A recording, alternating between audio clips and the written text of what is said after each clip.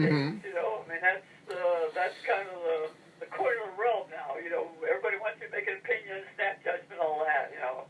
So my point was, I don't think he's going to be Lamar Jackson.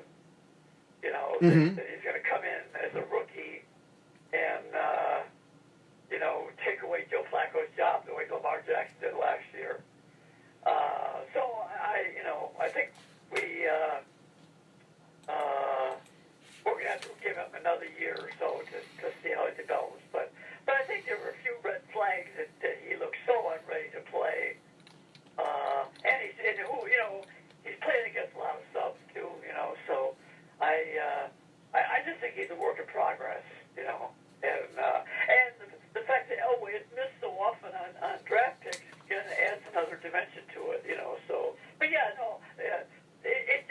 too soon to tell on Locke, but it's just kind of I just thought it was an interesting situation. So those are the kind of things I like to write about.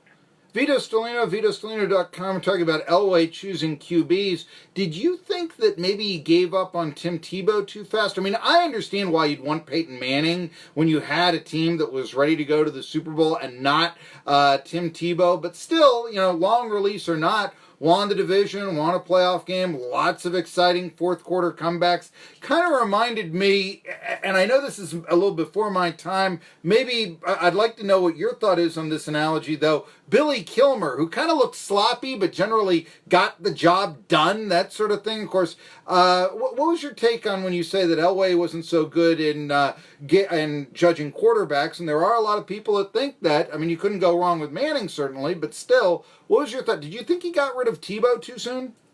Well, my point on Tebow is Bill Belichick cut him after looking at him in training camp.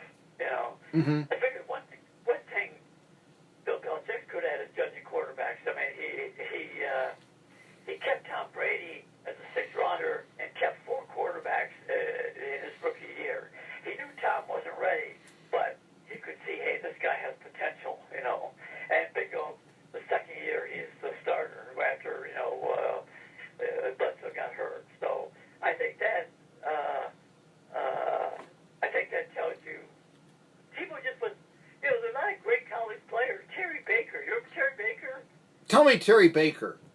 You know, a lot of the quarterback that played at UCLA when OJ was in USC. It was a little before, it was the 60s, and I was born in 71, but I'm familiar with the rivalry back then and how the Pac-12, then the Pac-8, was coming to its own at that time, certainly, and I know the stories of how dominant O.J. Simpson was. I mean, you know, he's still, say what you will about Simpson, but I would imagine that you could have to call him one of the 5 greatest backs ever. He was the first football player I ever heard of, you know, that sort of thing. So, Baker, you mentioned somebody, I guess, in college didn't pan out that well. A lot of quarterbacks that way. I mean, you know, Pat Sullivan won the Heisman Trophy. I don't know what he did in the NFL.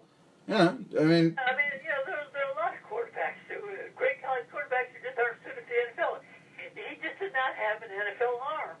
You know, that's just, you know, a hitch in his thing, and as I say, you know, he tried it with Belichick, even Chip Kelly. I mean, two very different coaches. Kelly likes to throw the ball. They both looked at him and said, "Hey, you know, he's not an NFL quarterback." So it's not like he never got a chance. And if you go back and what happened in that 1 year, playoff year, I mean, they pulled off some games that were unbelievable. You know, I mean, just couldn't sustain that on a regular basis. You know. I understand, yeah, and, you know, the overtime victory against the Steelers that year, I mean, you know, first play of overtime and basically secondary breakdown and all this.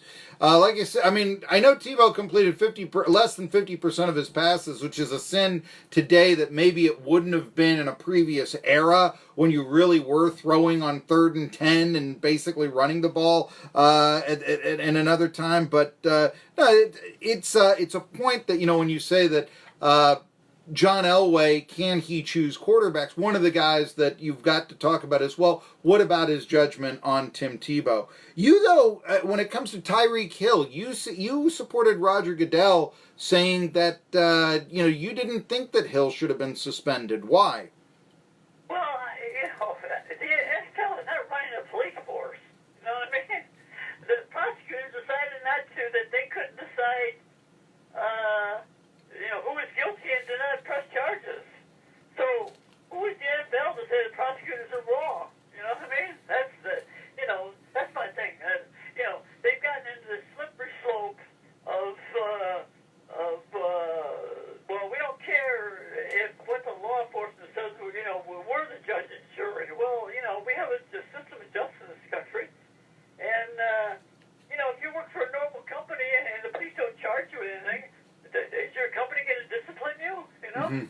Did Ben Roethlisberger then, his 4-game suspension, I guess it was 9 years ago, do you think that was unjustified? I mean, he was never charged.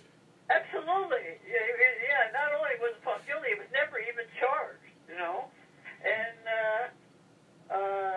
now the funny thing is, now Ben was making a lot of bad decisions and stuff like that, but I don't think even a civil suit wasn't filed against him as far as I know. I'm not sure.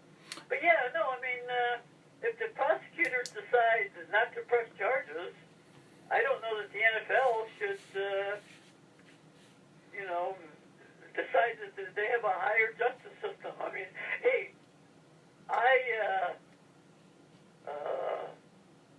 if I was running a team, I would not want Troy Cahill on it. I will say that. Okay. Being abusive to your child, I mean, that's just beyond the pale, But on the other hand,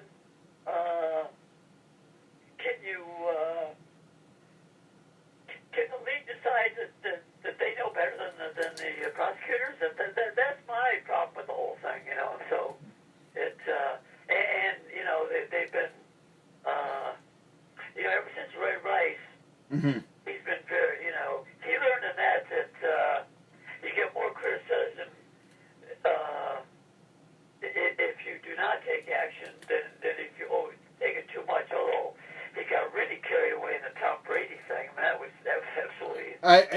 I'll just say this. I mean, I just don't think that taking air out of a football merits the same suspension of, and if you want to play police, we really think something happened in that bathroom down in Georgia that wasn't so good. And this is the second time someone's called you out for this heinous crime here, Ben Roethlisberger. We feel we got to take action there. I mean, look, alleged rape, I think, is more serious than taking air out of a football. That was always my take on Brady versus on Deflategate and all this. I never really thought what big it was. 45-7. It wasn't because of the pressure of the football that the Patriots won that day. I'm sorry.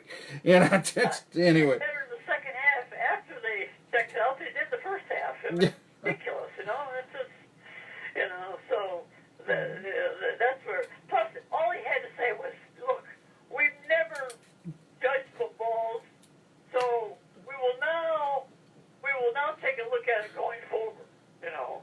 And as you know, they supposedly did say that, but they never announced anything because I think they didn't find anything. I mean, I don't know what those guys did, but it's not unusual for footballs to lose some pressure in cold weather. Yeah. That's what happens to your tires, Yes, I always thought that, well, even if he was, I mean, maybe this is the equivalent of, I don't know, a spitball in baseball or something like that. Really, I mean, it's air in a football. And I mean, for 1 week prior to a Super Bowl, it wasn't who was going to win. It was the pressure of a ball. And I just, like... Please, I mean, I've thrown a football, I mean, it's not that big of a deal right here, in my opinion. Anyway, he's Vito Stellino, and I think he is a big deal, and we didn't get into who's going to win the Super Bowl and all that, so I'm going to ask to have you back here, and we'll get your opinion on the 2019 NFL season real soon. He covers the Jaguars, VitoStellino.com, so he'll know something, Titans fans, about the AFC South, which seems to be anybody's division. And you know what? It probably isn't the only division that is just so totally up for grabs that you could see as many as 4 teams win it. This is Tri-City Sports Now, and when we come back, Jack Stallard, sports writer from Longview, Texas, by way of Irwin, Tennessee, will be joining me. He's going to talk a little bit about, hey, what's the difference between the sports culture Tennessee and Texas, as well as Jason Witten and all those good things. It's Tri-City Sports Now, coming back after this.